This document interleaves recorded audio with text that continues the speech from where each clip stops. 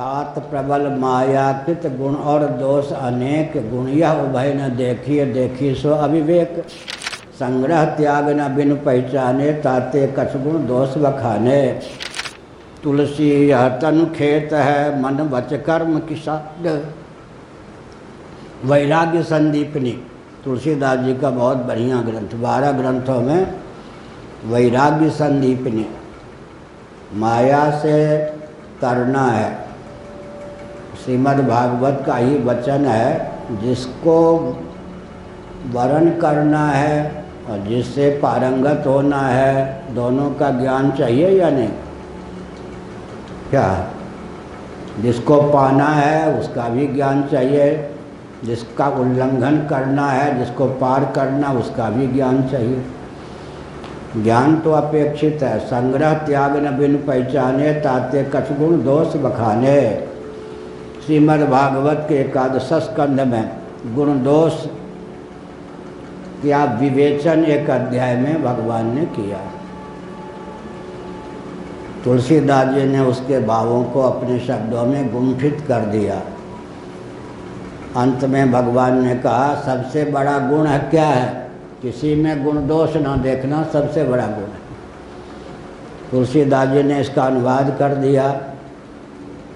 तात प्रबल माया कृत गुण और दोष अनेक, गुण यह उभय न देखिए देखी सो अविवेक। सबसे गुण क्या है बढ़िया? किसी में गुण दोष मत देखो, सबसे बढ़िया गुण है। लेकिन गुण दोष देखे बिना न रहा जाए तो फिर संग्रह त्याग न बिन पहचाने, ताते कछ गुण दोष बखाने। गुण युक्त जो पदार्थ और व्यक्ति हैं उनका वर्ण करने के लिए भी ज्ञान चाहिए। दोष युक्त जो पदार्थ और व्यक्ति हैं उनका त्याग करने के लिए भी क्या चाहिए? ज्ञान चाहिए। अथातो धर्म जिज्ञासा, अथातः अधर्म जिज्ञासा। औ का प्रश्लेष है। अथातः अधर्म जिज्ञासा भी तो है ना। अथातो ब्रह्म जिज्ञासा, अथातः अब्रह्म जिज्ञासा। क्या? अरे जिसका त्याग करना उसका ज्ञान चाहिए या नहीं? नहीं तो क्या कर लेंगे? बाजरे के स्थान पर गेहूं ले लेंगे, गेहूं के स्थान पर बाजरा ले लेंगे। हमको गेहूं चाहिए तो गेहूं और बाजरे मिले हुए हैं तो ज्ञान का चाहिए या नहीं? ज्ञान गुप्त जी, ये बाजरा है, ये गेहूं है। अच्छा, विवेक होगा तब तो वैराग्य होगा। नित्य क्या है, अनित्य क्या है, दोनों का विवेक होगा तब तो अनित्य से वैराग्य करके नित्य को वर्ण करने का मार्ग प्रशस्त होगा। जिसका त्याग करना है उसका भी ज्ञान चाहिए। और जिसका वर्ण करना है उसका भी। तो क्षेत्रज्ञ का ज्ञान प्राप्त करना चाहते हैं तो क्षेत्र का ज्ञान हुए बिना संभव है? क्षेत्र का क्षेत्रफल कितना है? क्षेत्र की किसी भूमिका को ही क्षेत्रज्ञ मान लिया तो क्षेत्र का, क्षेत्र माने अनात्म पदार्थ, क्षेत्र का क्षेत्रफल कितना है? जहाँ तक क्षेत्र का क्षेत्रफल है, जहाँ तक क्षेत्र की गति है, जहाँ तक क्षेत्र की परिभाषा क्रियान्वित है, उसका भी तो ज्ञान चाहिए। इदं शरीरम कौन्तेय क्षेत्रमित्यभिधीयते, एतद्यो वेत्ति तं प्राहुः क्षेत्रज्ञ इति तद्विदः। श्रीमद्भगवद गीता के 13वें अध्याय का पहला श्लोक। इदं शरीरम क्षेत्रम, यह शरीर क्षेत्र है। तुलसी यह तनु खेत है, मन वच कर्म की साध। वैराग्य संदीपनी तुलसीदास जी का बहुत बढ़िया ग्रंथ, 12 ग्रंथों में वैराग्य संदीपनी। भगवान शंकराचार्य का एक ग्रंथ है मणिरत्नमाला, जिसका दूसरा नाम है प्रश्नोत्तरी। अनुवाद से गीता प्रेस से वो भी प्रकाशित है। और तुलसीदास जी का एक ग्रंथ है वैराग्य संदीपिनी, वैराग्य को उद्दीप्त करने वाली सामग्री जिसमें है, वो भी हिंदी अनुवाद सहित गीता प्रेस से प्रकाशित। हमने तो 64-65 में पढ़ा होगा वैराग्य संदीपिनी, बहुत बढ़िया है। वहीं का वचन याद है उस समय से। तुलसी यह तनु खेत है, क्षेत्र को हिंदी में कहते खेत। मन वच कर्म किसान, ये सब यह शरीर क्षेत्र है। अब देखिए, इदम शरीरम कौन्तेय, कौन्तेय का अर्थ क्या हुआ? कुंती नंदन, कुंती के बेटे में, अरे वो मेरे बुआ के बेटे कौन्तेय। कुंत भाले के अग्रभाग का नाम है कुंत। उसके समान जिसकी बुद्धि हो सूक्ष्म, वो कुंती। ऐसी कुंती से जो प्रकट हुआ हो कौन्तेय। इदम शरीरम कौन्तेय, तुम्हारी बुद्धि बहुत सूक्ष्म है, इसलिए तुम इस बात को समझ सकते हो। क्षेत्र मित्यभिधीयते, इसको क्षेत्र कहा गया।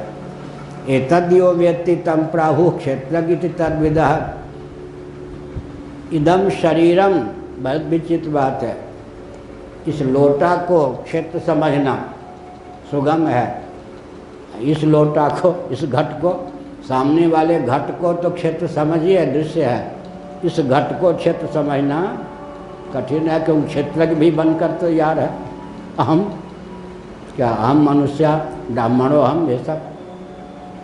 भगवान ने वार क्या किया? जैसे बाह्य घट आदि को तुमने क्षेत्र समझा है, दृश्य समझा है, क्षयक्षु समझा है, नश्वर समझा है, वैसे अब इस शरीर को क्षेत्र समझो।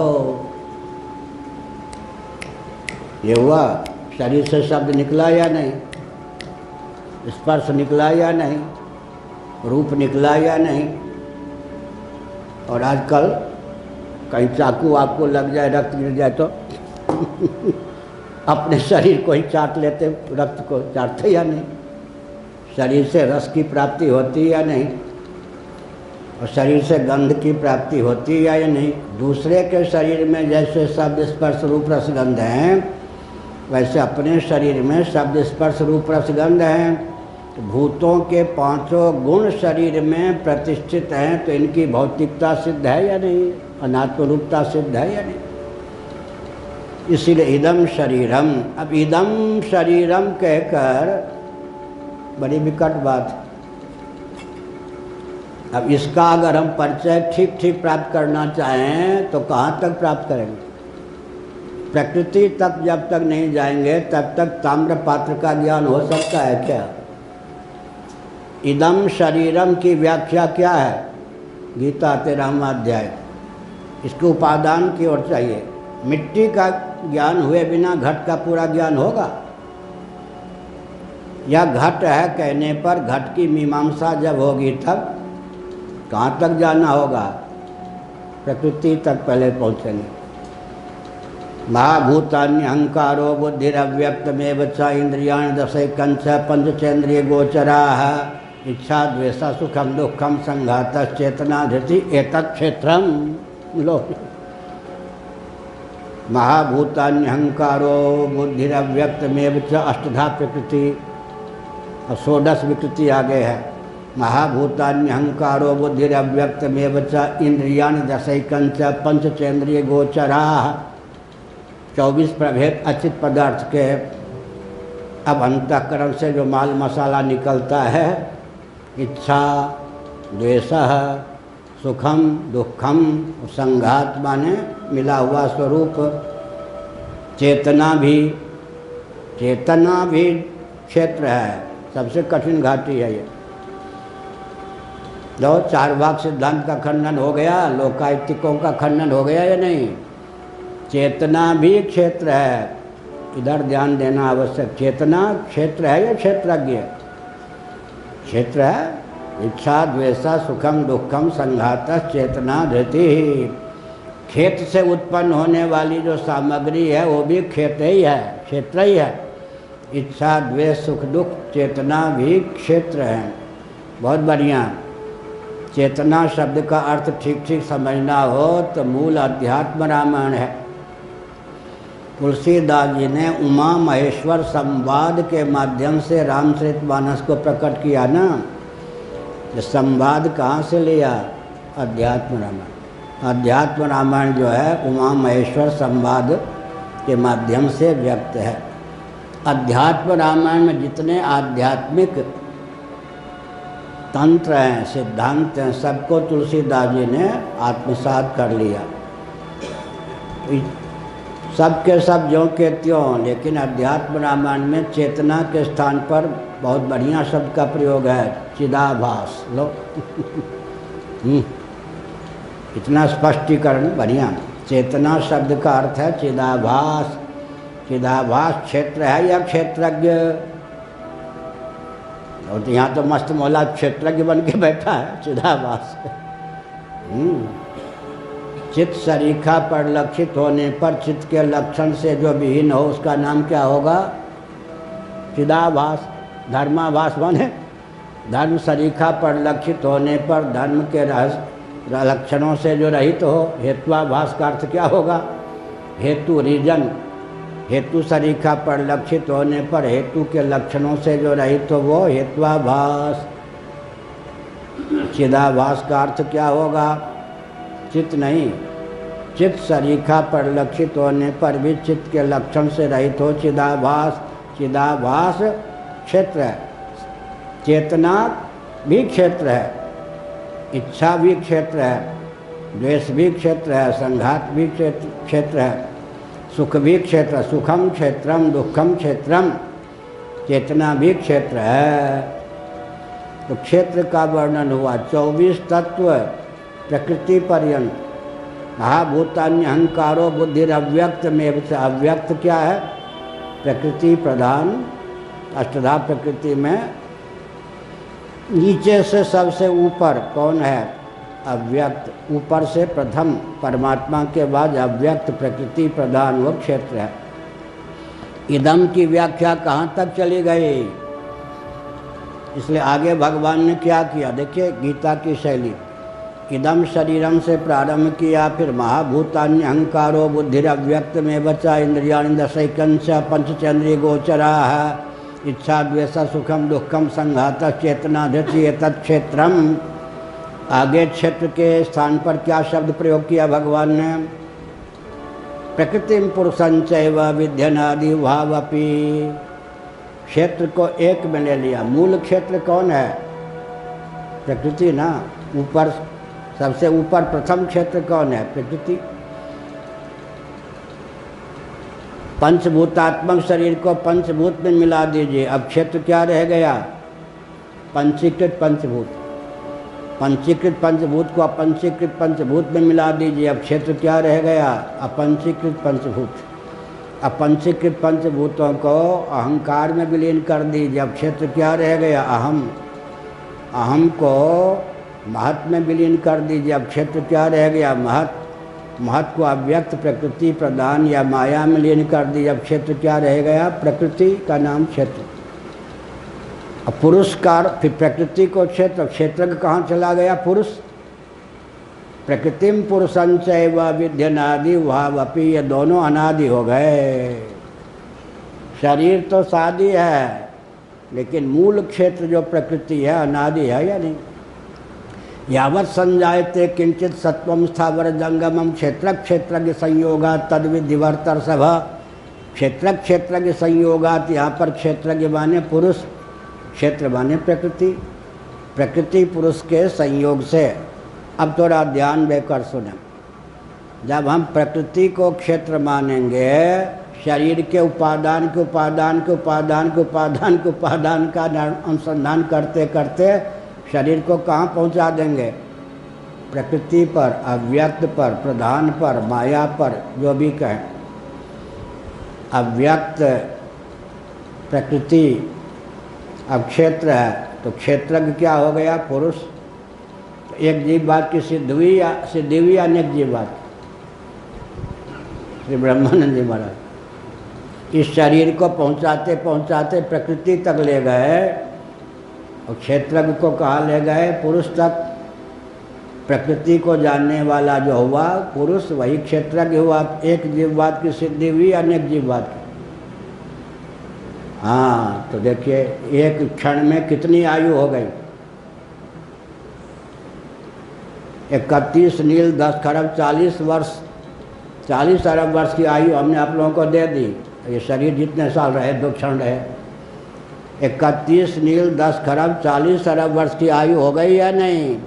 प्रवचन सुनने से क्या लाभ? और पहला लाभ ये देखो, ध्यान गया। शरीर के उपादान के उपादान के उपादान के उपादान का वर्णन करते करते शरीर को कहाँ पहुँचा दिए? प्रकृति तक। और क्षेत्र को कहाँ पहुँचा दिया? पुरुष तक।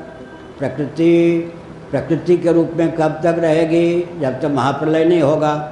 महाप्रलय होने से पहले तक सृष्टि की आयु क्या होगी? मर्त्यलोक की गणना के अनुसार 31 नील 10 खरब 40 अरब वर्ष। कहाँ 100 वर्ष का जीवन भी कठिन है, कहाँ इतनी आयु हो गई या नहीं। बूंद मरने से डरे तो उसको कह दिया जाए, अरे बूंद है, तुम तो जल हो, कितनी आयु हो गई उसकी। जल का प्रलय तो महाप्रलय के समय ही होगा ना। आभूत संप्लव स्थान का नाम अमृत तत्व है। अक्षयम हवै चातुर्मासी आजिना, ये सब वेद वचन है। हमने अपाम सोमम अमृता बहुमा, हमने सोम रस पी लिया, अमृत हो गए बिना ज्ञान के ही। चातुर्मास्य नामक याग का संपादन कर दिया, अक्षय फल मिल गया। विष्णु सहस्रनाम ने कहा बिना ज्ञान के जो मोक्ष होता है कर्म विशेष के अनुष्ठान से, उसकी अवधि, वहाँ अमृतत्व क्या है? अमृतत्व के अर्थ में संकोच करना पड़ता है। आभूत संप्लव स्थान का नाम अमृतत्व है। आभूत पंचभूतों के विलय का जब तक नंबर नहीं आया है तब तक जिसको मोक्ष प्राप्त है, तब तक, बिना ज्ञान के तभी तक होगा। उसका नाम अमृतत्व है, पारिभाषिक हो गया। आभूत संप्लव स्थान का नाम है चातुर्मास याजी को या सोम याजी को जो अमृतत्व की प्राप्ति होती है, वो सापेक्ष अमृतत्व है। उसकी अवधि क्या है? जब तक पंचभूतों का विलय ना हो जाए। तो कितनी अवधि होगी मर्त्यलोक के अनुसार? 31 नील 10 खरब 40 अरब वर्ष।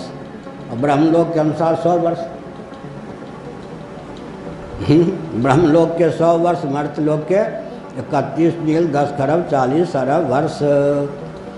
तब शरीर को हमने पंचभूतों में मिला दिया, पंचीकृत पंचभूत। अब अपंचीकृत कब होंगे? प्रलय के समय ही ना, भगवान करेंगे। फिर पंचीकृत भूतों को अपंचीकृत में मिला दिया भावना के द्वारा। यहाँ विष खा के मरना नहीं है। कुछ गुरुदेव संस्मरण नहीं सुनाते थे, लेकिन मुझ पे बड़ी कृपा थी। दुधबुआ बच्चा समझ के बहुत सब कुछ बता देते थे, लेकिन एकांत।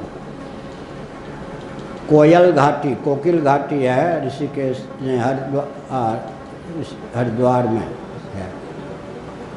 वहाँ पूज्य गुरुदेव रहते थे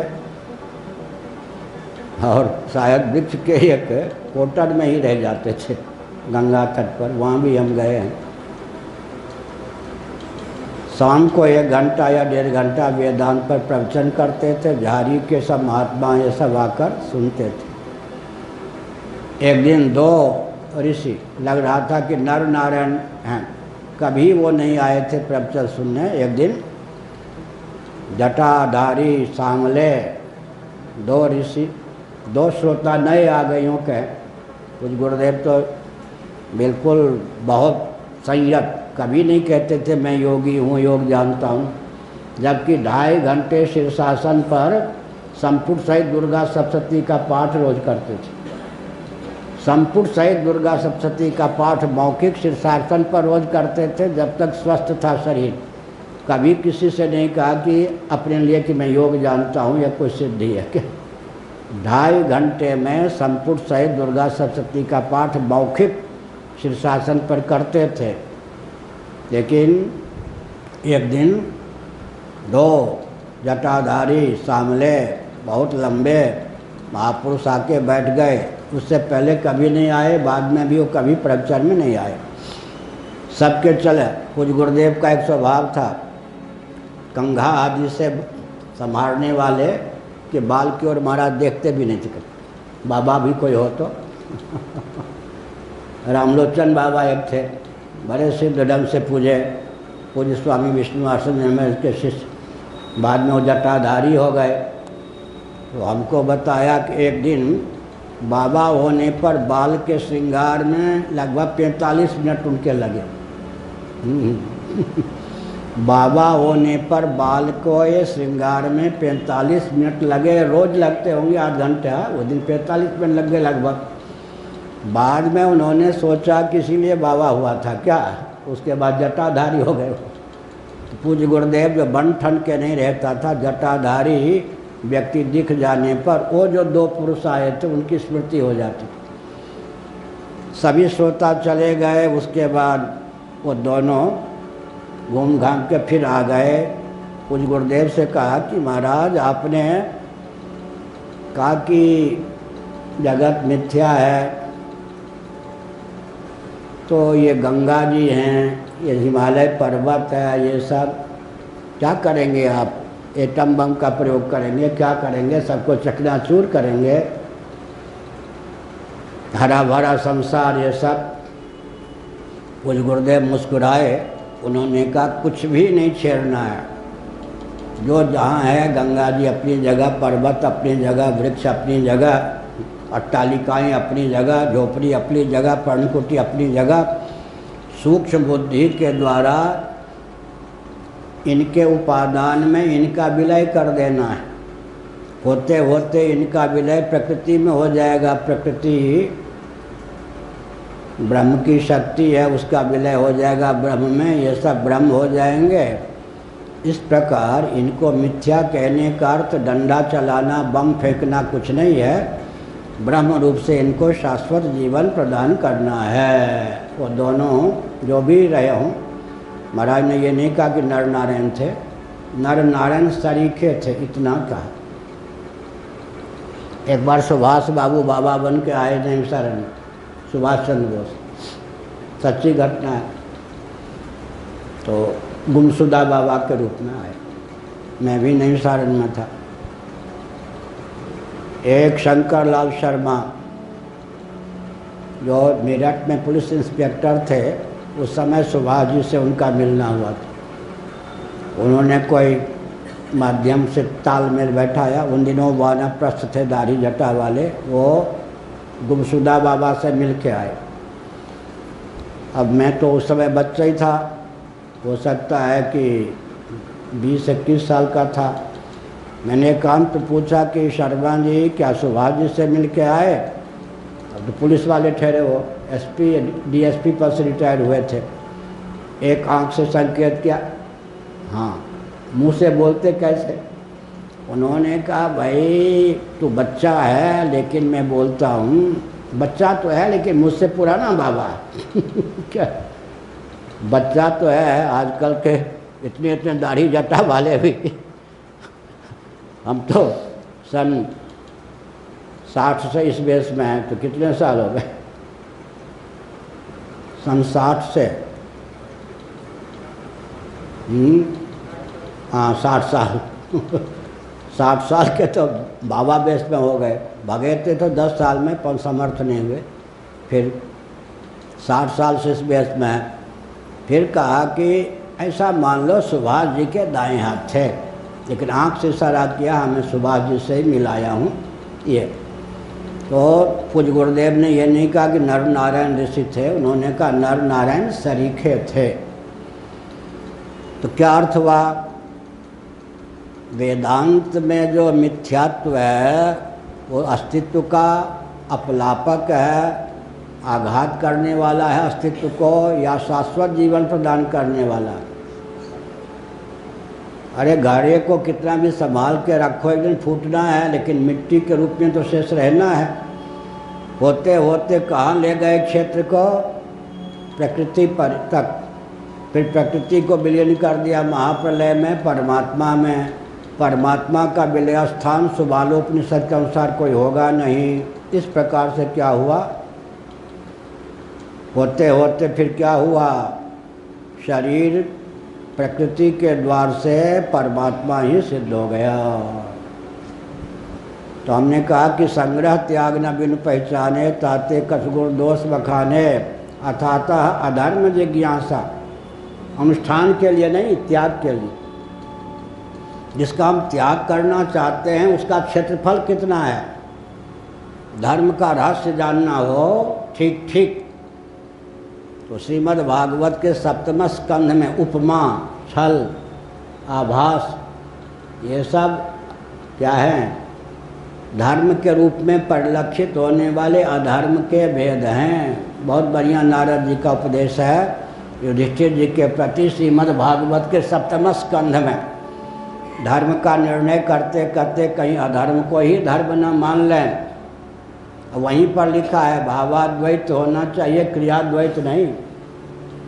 भाव में अद्वैत रहे गुरु ग्रंथ गोविंद के साथ, क्रिया में अद्वैत नहीं व्यवहार में। सी ब्रह्म तू सी ब्रह्म, गुरु जी आप भी ब्रह्म मैं भी ब्रह्म, ऐसा नहीं। इसलिए